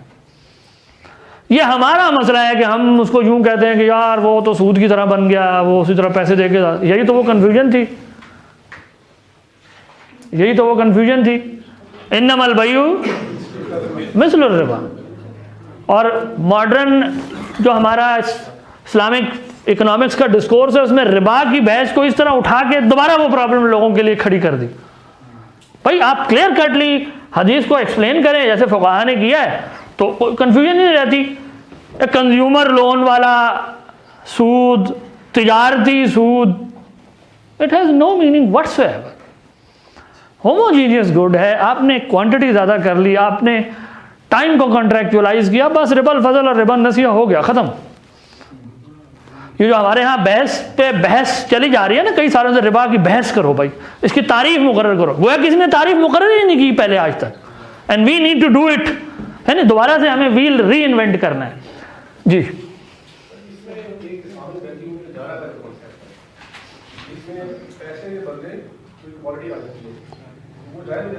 बिल्कुल, इस्लामी बैंक छोड़े ना, अभी आप बैंक लाए ना, एसी आ गया ना, इंस्टॉलमेंट पे आप खरीद लेते हैं, जायज़ है। अब आप गए यार तो वो पैसे ज़्यादा मांग रहा है, उसकी मर्जी, आप ना लें उससे। एक दफा पहली करी बुला देना थोड़ा सा तो ज्यादा क्लियर, यानी एक साथ पैसे को करेंसी ट्रीट करें और दूसरी कमोडिटी होगी तो इनमें दोनों जायज़ होगी, फजल और निसाब वो नसिया दोनों जायज़। एक तरफ अगर आप जहां जहां मैंने गोल्ड लिखा हुआ है ना, इधर रुपया एक तरफ गोल्ड कर दें और जहां सिल्वर लिखा है दूसरी तरफ डॉलर कर लें मसलन, और जहां गोल्ड लिखा है उसको रुपया रहने दें, और जहां सिल्वर और गोल्ड के अलावा कुछ और है उसको आलू लिख लें, कोई चीज़, वीट, कोई भी चीज़, सॉरी गोल्ड की जगह आप रुपया लिख दें, फिर रुपया डॉलर करें, and just read the system. यहां पर आप पढ़ें लिखा हुआ है रुपया, 100 रुपये वर्सेस 10 बैग, बस कोई मसला नहीं रहेगा। आप गोल्ड को सिर्फ अभी आप करेंसी रिप्लेस करना चाह रहे हैं ना, क्या मॉडर्न बैंकिंग सिस्टम में भी बेस पता नहीं भाई, अभी इसको समझें। Don't under estimate this principle, ये वो उसूल हैं जिसको लागू करना है। अगर मेरे पास पहला प्रेमिस ही प्रॉब्लमेटिक हो, दूसरे में मैं उलझता रहूंगा। पहला प्रेमिस हम सेट कर रहे हैं, इसमें कोई कंफ्यूजन है तो बताएं। आप दूसरे पे जंप करना चाह रहे हैं, बैंकिंग में क्या होगा वो देख लेंगे। सर बैंकिंग को छोड़ते हैं, मतलब आप सिंपलीफाई हो गया सर कि करेंसी एक तरफ है, दूसरी तरफ पूरी दुनिया जान की कमोडिटी है। बिल्कुल, बशर्ते कि जायज़ है। हाँ ठीक है, वो दोनों सूरतों में जायज़ है, वो जायज़ है। कोई फुक़हा का इसमें कोई, उनको कोई टेंशन नहीं है एक क्रेडिट सेल में तुम कीमत क्यों बढ़ाते हो, कोई उनको टेंशन नहीं। मार्कअप लगाए अगला वाला कोई मसला नहीं। बेवकूफ़ कोई मैं बनना चाहता हूँ किसी के हाथों बनूं। वैसे आप ये कह सकते हैं कि अगर किसी के पास एक्सप्लॉयटेटिव पावर है और वो लोगों को वो करे, उसको आप किसी और ग्राउंड पे कहें, स्टेट रेगुलेट कर सकती है, लेकिन क्या ये बहस है कि वो रिबा है, ये एक अलग बात है। सिर्फ हराम रिबा नहीं है ना, रिबा के अलावा और भी चीज़ें मना हो सकती हैं। इस वक्त तो हम रिबा की बहस कर रहे हैं। पैसे के बदले में पैसा जो है सर वही सूद है, चीज के बदले में कुछ भी नहीं है। चीज़ के बदले में, हाँ जब जिन्स बदल गई तो अब वो रिबल फजल रिबा नसिया ख़त्म हो गया, दोनों बदले, जब ग्रुप भी बदला और जिन्स भी बदल गई। जी सर ये आपने जो इनिशियली इसकी डिफरेंशिएशन की थी वो वॉल्यूम और वेट हनफी सिस्टम में, तो अगर मैं इसको ये जो आपकी 6A और 6B कंडीशन है, इसको मैं अगर आपने 10 बैग्स ऑफ वीट यूज किया, वो आपने वॉल्यूम स्पेसिफिक, वॉल्यूम, तो अगर मैं इसको 10 किलोग्राम ऑफ वीट, वो मैंने उसका जवाब दिया ना उनको कि हनफी सिस्टम कहता है कि जो चीज़ जिस तरह आप सल्लल्लाहु अलैहि वसल्लम के दौर में थी वैसे ही मानी जाएगी। अब अगर आप कहें कन्वेंशन बदलनी है तो हनफी कहेंगे कर लो यार, असल में हमें इवेंचुअली जाके हनफी सिस्टम ने जिस चीज़ को क्लासिफाई करना है ना, वो करेंसी और को एक तरफ करना है, बाकी सबको एक तरफ करना है। असल में दोनों सिस्टम ये करना चाह रहे हैं, हनफी उसको क्वांटिटी के टर्म्स में अलग कर रहा है। इमाम शाफी सीधा सीधा कह रहे हैं भाई ये करेंसी होना ही उसकी वजह है, ठीक है। इमाम मालिक भी यही कहेंगे, लेकिन थोड़ा सा फर्क। अब जरा कंपेयर करें, यहां मैं ऊपर आपको दिखाता हूं कि हनफी कैसे क्लासिफाई कर रहा है। सर एक छोटा सा सवाल यहाँ तक सर, जी जी पूछें। मैंने देखा केली वजनी, इसमें कोई अददी नहीं आता? हाँ बहुत अच्छा सवाल है, देख लेते हैं इसको। हनफी क्लासिफिकेशन में किस तरह हो रही है, हाउ गुड्स आर मेजर्ड। हनफी कैसे कर रहे हैं, यानी आप यूं सोचें ना, चले मैं ये नहीं लिखता, चीजों की डिवीजन जो है गुड्स, यूं लिखें goods in terms of method of measurement. एक ये हो सकता है, तो किसी चीज को मैं 3 तरह गिन सकता हूं, वेट, दूसरा वॉल्यूम, तीसरा काउंटिंग। जैसे कि आप ये सवाल हुआ, चीजों को गिना भी तो जा सकता है ना भाई, 1 बकरा, 2 बकरा, 1 कार, 2 कार वगैरह वगैरह। या चीजों को मैं एक और डायमेंशन में क्लासिफाई कर सकता हूं, और वो है goods in terms of function, goods in terms of function। एक ये हो सकता है फंक्शन के वो करेंसी है, एक ये हो सकता है कि वो एडिबल। अच्छा एक मैं इंटेंसिफाई नहीं करता अभी मैं, इमाम मालिक की पोजीशन भी इस टेबल में लाई जा सकती है, एडिबल हो और तीसरा हो नॉन एडिबल, ठीक है ना। ये वी हैव 9 केसेस हैं। जो चीज़ एडिबल ना हो वो कंज्यूमेबल हो, उससे मुराद करेंसी और नॉन एडिबल में क्या फर्क है? एडिबल का मतलब खाई जाने वाली चीज़ है। नॉन एडिबल में आप 2 चाहें तो डब्बे बना लें, एक करेंसी और नॉन करेंसी आप चाहें तो, वो तो सिर्फ तकसीम 3 ही टाइप्स 3 बनेंगी। कौन सी जनरल कैटेगरी रखनी है, कौन सी नीचे रखनी है, ये आपकी मर्जी है।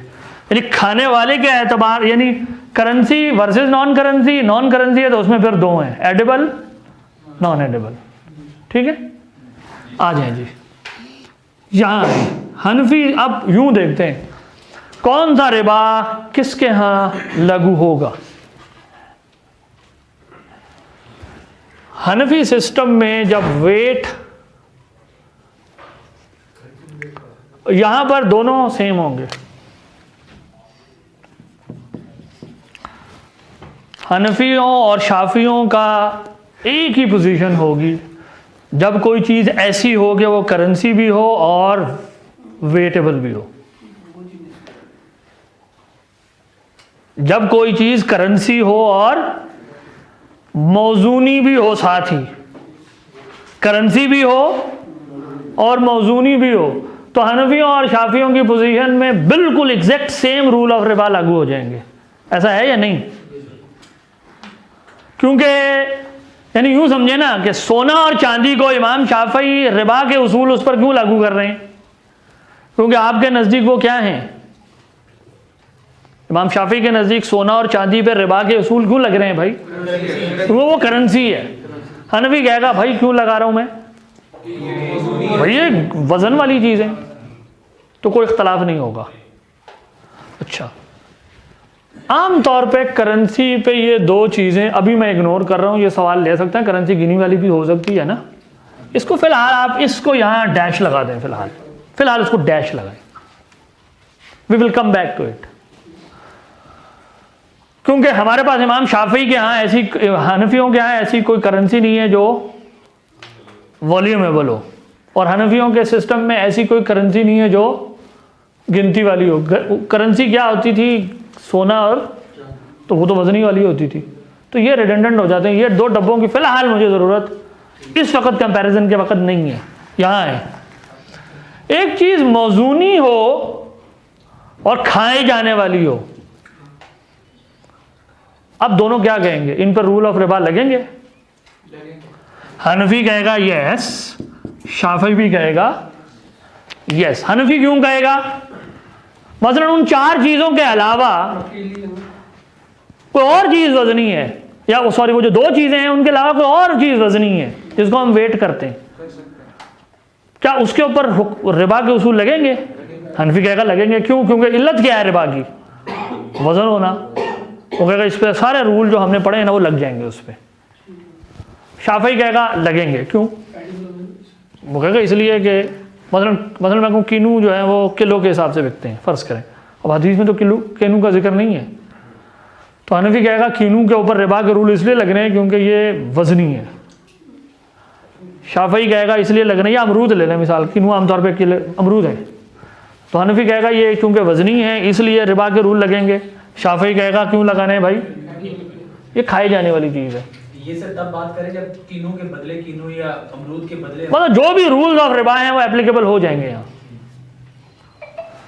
यहां पर क्या होगा, यहां हनफी तो कहेगा कि रूल ऑफ रिबा हैं, शाफी कहेगा नहीं लगेंगे भाई। नॉन एडिबल्स,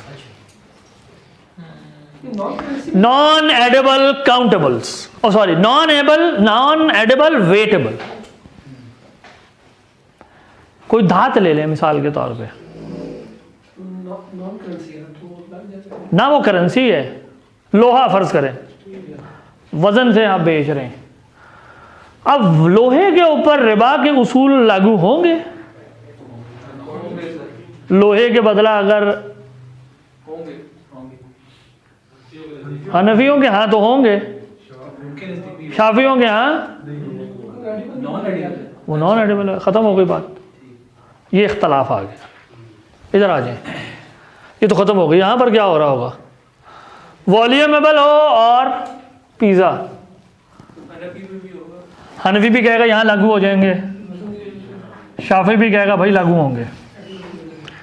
जैसे यहाँ आएंगे हनफी कहेगा यहाँ लागू होगा, शाफी यहाँ नहीं कहेगा क्योंकि वो नॉन एडिबल हो गई। What about hair?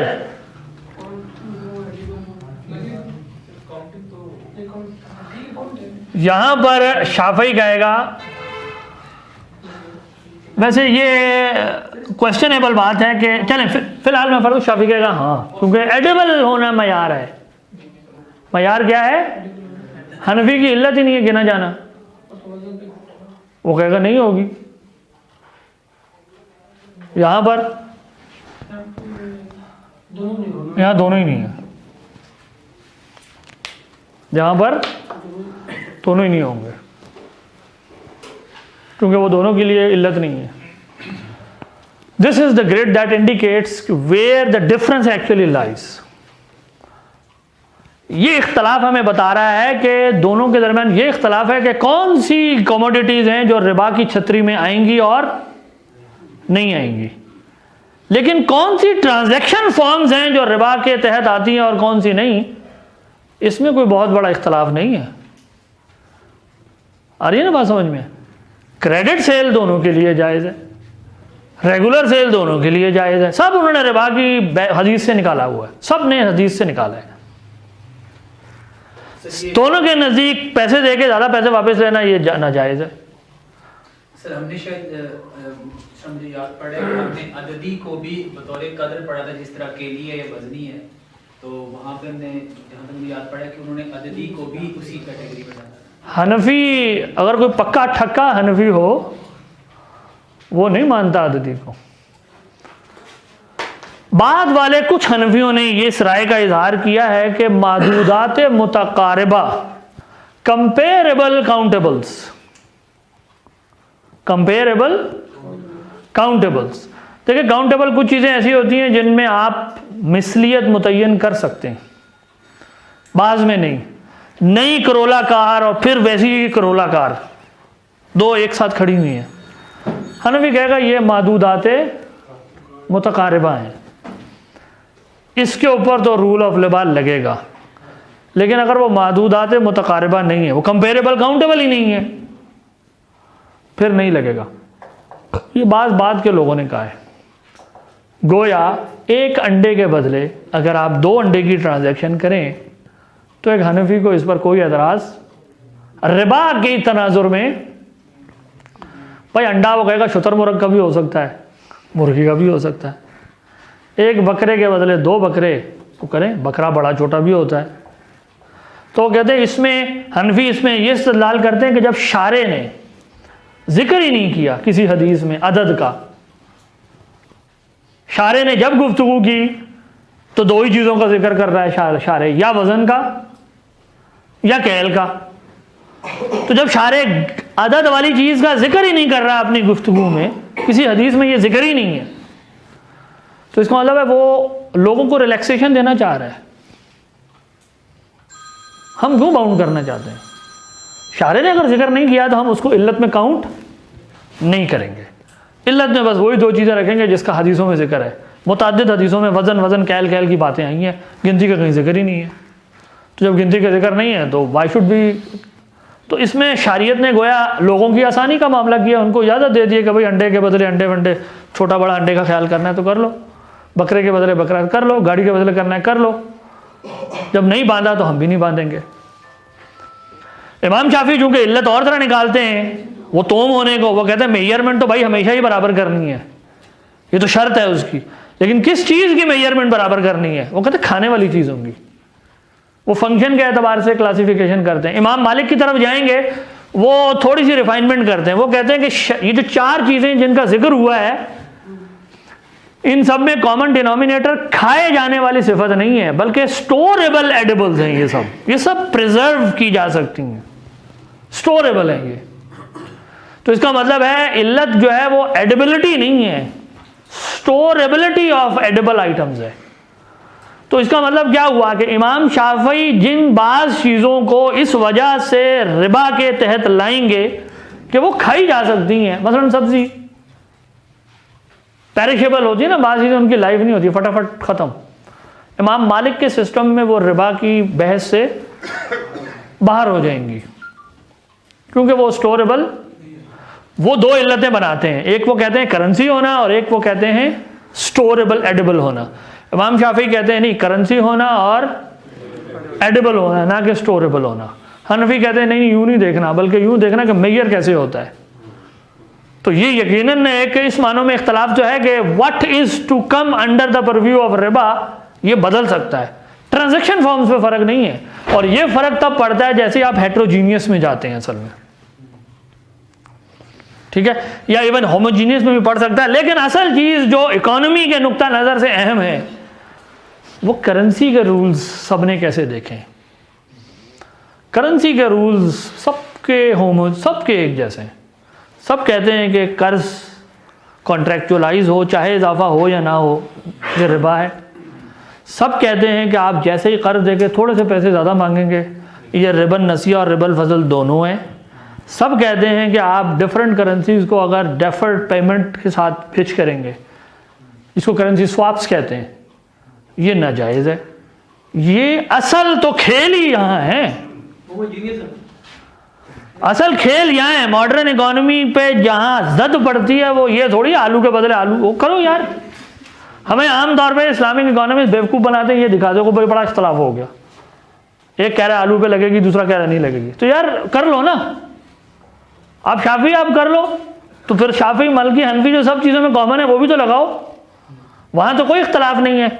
हम तो इतनी लिवरेज देने के लिए तैयार हैं ना, हमेशा हम तैयार रहे हैं कि शाफी अपनी फ़िक़्ह के मुताबिक अगर ट्रांजैक्शन अपने करना चाहता है तो कर ले, लेकिन जो सब में कॉमन सेट है उसको तो कंट्रोवर्शियल ना बनाएं। रिबा की इल्लत की बहस को बुनियाद बनाकर जो कॉमन सेट है उसको आप, और जिससे असल में आप पे हिट पड़ती है, तो इस पूरी मेथडोलॉजी को कंट्रोवर्शियल ना बनाएं इल्लत की बहस को बुनियाद बनाकर कि अब हम पूरा मेथडोलॉजी छोड़ दें और नए सिरे से बहस करते हैं कि रिबा की क्या तारीफ है, और फिर शुरू हो जाए कुरान का रिबा और है, फिर हदीस का रिबा और है, वो उसमें एक्सप्लॉइटेटिव वाला होता है। यू कैन कीप ऑन, मतलब this discussion forever, there is no end to it. किसी भी चीज़ को ख़त्म करने के लिए मेथडोलॉजी फिक्स करना ज़रूरी है। तो ये है जी। इससे सर एक छोटा सा जो कर्जा आ रहा है ज़हन में कि जैसे इस्लामिक बैंकिंग है, उसमें मिसाल ले लेते हैं सर, गाड़ी जब बैंक आपको गाड़ी देता है ना, पैसा नहीं देता, तो उसमें ये है कि फिर वो हेटेरोजेनियस होगी ना सर। जी हेटेरोजीनियस है, तो फिर वो दोनों जायज़ हैं। जायज़ है। लेकिन उसमें एक चीज़ है सर कि फिर जो अगर उसको नाजायज़ क्यों कहा जाता है, आप लोग कहते हैं कि इस्लामिक बैंकिंग की ये ट्रांजैक्शन भी नाजायज़ है, कॉन्ट्रैक्ट करता है इस वजह से। पता नहीं इसका और सवाल लें, अभी की डिस्कशन के मुतालिक करें। असल में इससे पता क्या होगा, देयर विल बी डाइवर्जेंस।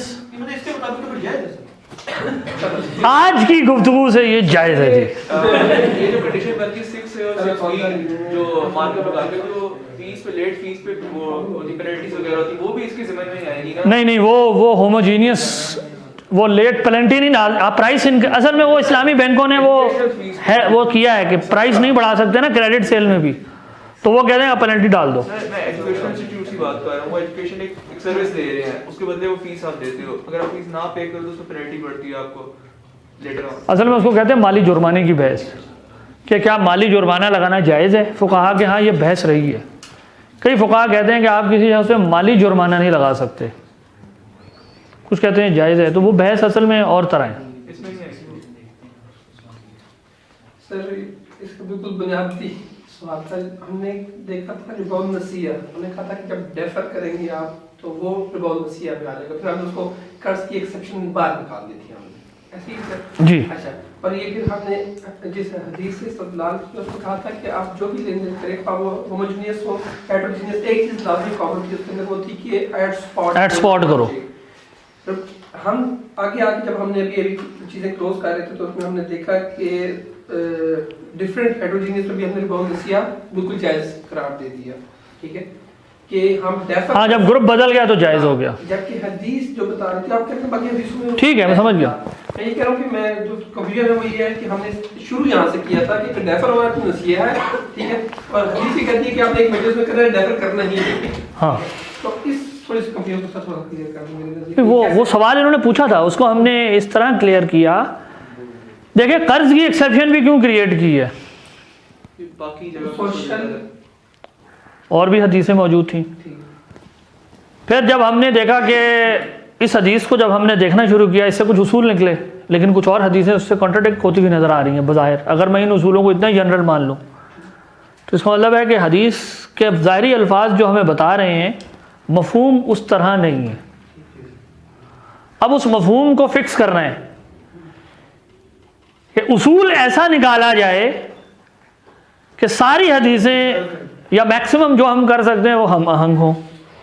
शाफियों ने इसका मेथड ये निकाला, इमाम शाफी ने, कि असल में ये तोम और करेंसी असल में शरीयत ने, इमाम शाफी बाकायदा ये इस्तदलाल करते हैं हनफियों से बहस करते हुए कि भाई मैंने पूरी उम्मत का इस चीज़ पर इजमा पाया है और किसी का इसमें इख्तलाफ नहीं है कि जब वो सोने के बदले कोई दूसरी जिन्स की चीज़ आ जाए तो वो उसमें डेफरमेंट में कोई मना नहीं करते, जबकि तुम कहते हो कि वज़न के बदले वो, तो जब वज़न सोने के बदले वज़नी दूसरी चीज़ आ गई तो तुम्हारे सिस्टम में तो नाजायज़ होना चाहिए, जबकि मैंने ऐसे उम्मत में देखा है कि लोग करते हैं। इसका मतलब है वो इस्तदलाल किस चीज़ से कर रहे हैं कि इजमान से हमें मालूम हुआ कि ये ट्रांजैक्शन की शक्ल जायज़ होनी चाहिए कि जब एक तरफ सोना आ जाए और दूसरी तरफ करेंसी के अलावा कोई और चीज़ आ जाए, एक तरफ करेंसी आ जाए और दूसरी तरफ नॉन करेंसी आए, तो फिर डेफरमेंट अलाउ होनी चाहिए।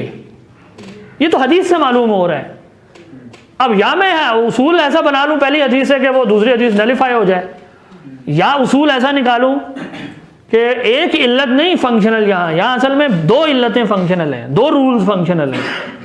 तो इमाम शाफी ने उन दो उसूलों को अपने तरीके से बयान किया है, हनफियों ने अपने तरीके से बयान किया। असल फंक्शन आखिर में जाके ये डिफरेंशिएट करना है कि करेंसी किधर खड़ी है और नॉन कर। अब इसी तरह देखें बै सलम की मिसाल ले लें ज़रा, ये भी आखिरी बात है बिल्कुल। बै सलम क्या है?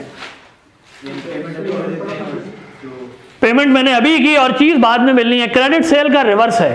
क्रेडिट सेल में मैं करेंसी बाद में और चीज़ अभी। बै सलम में इसका उलट है, बुकिंग, एडवांस बुकिंग जिसको आप कहते हैं। अब हदीस शरीफ में आया है कि जब तुम में से कोई शख्स ऐसी चीज़ ना बेचे जो उसके कब्ज़े में ना हो। आगे उसको सेल नहीं कर सकते। आगे नहीं है, अभी भी नहीं बेच सकते। आगे का क्या मतलब है? अभी भी नहीं बेच सकता। हदीस में यही है, नहीं बेचो।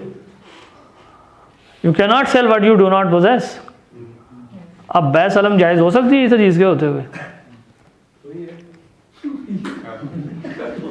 अब जब हमने हदीस में देखी रसूलुल्लाह सल्लल्लाहु अलैहि वसल्लम ने खुद इजाज़त दी हुई है, अब क्या करें भाई? तो हनफियों ने अपने तरीके से रिकनसाइल किया। हनफियों ने कहा कि उसूल जो कि वो हदीस है उसका तकाजा तो यही बनता है कि ये जायज़ है, लेकिन वो कहते हैं कि अब शारे ने खुद इजाज़त दी हुई है, तो वो कहते हैं कि रूल तो यही है कि जब तक आपके पास पोजेशन नहीं, आप अलबत्ता चंद शराइत के साथ as an exception to the rule वो जायज़ है। इस चीज़ को वो कहते हैं इस्तेहसान बिन नस किया है हमने नस को देखकर एक्सेप्शन क्रिएट कर दी फ्रॉम द रूल। सही है ना?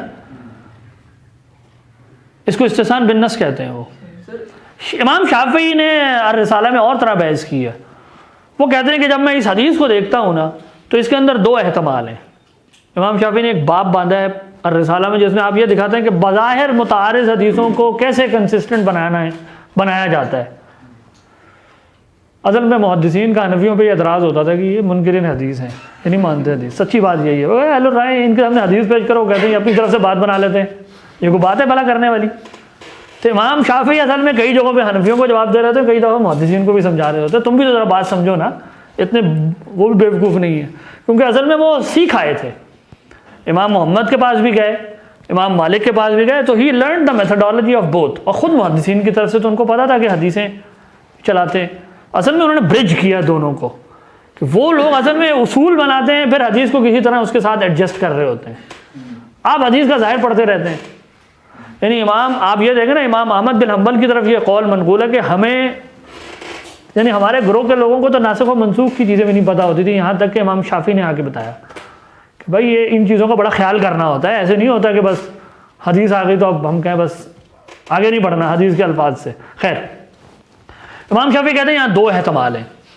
या तो हदीस का मफहूम ये है कि हर वो चीज़ जो आपकी मिल्कियत में नहीं है उसकी बै नहीं हो सकती, या हदीस का मतलब ये है कि वो चीज़ जिसका ज़मान आप किसी पर लागू नहीं कर सकते, यानी फिक्स चीज़ ना पता हो क्या है जो देनी है, यानी हाँ उसका रिस्क जब तक आप आइडेंटिफाई करके किसी के ऊपर मुतय्यन क्या ये चीज़ है जो इसने देनी है, मुतय्यन चीज़ जिसका ज़मान लाजिम आ सके, उससे असल में मना किया है। शारे ने जब ये कहा कि वो चीज़ ना बेचो जो तुम्हारे पास नहीं है, तो मुराद क्या है? वो चीज़ ना बेचो जिसका ज़मान मुतय्यन ना किया जा सके। तो जब मैं एक ऐसी चीज़ बेचूं, मसलन मैं अपने दोस्त को कहूँ यार चावल भेज दो, अब वो कल को नहीं भेजता, अब क्या चीज़ उसके ऊपर लायबिलिटी, किस चीज़ की लायबिलिटी लगाऊंगा?